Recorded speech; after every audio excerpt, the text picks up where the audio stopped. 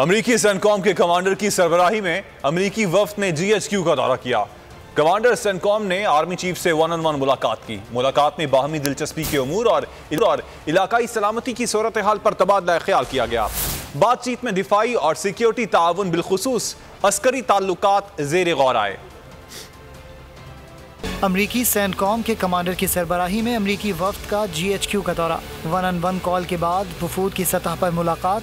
Commander CENTCOM की army chief से 1-on-1 मुलाकात। अमरीकी वफ्द ने पाक फौज की इंसदाद दहशतगर्दी की कोशिशों को सराहा और इलाकाई अमन व इस्तेहकाम, बाहमी दिलचस्पी के उमूर और अस्करी ताल्लुकात पर तबादला ख्याल किया। इससे कबल अमरीकी सेंट्रल कमांड की जानिब से जारी बयान के मुताबिक अमरीकी सेंटकॉम कमांडर जनरल एरिक ने जुमा 2 सितंबर को आर्मी चीफ से टेलीफोन पर रब्ता किया था और सैलाब से नुकसानात का अंदाज़ा लगाने के लिए अपनी एक टीम को पाकिस्तान भेजने का इंदिया दिया था।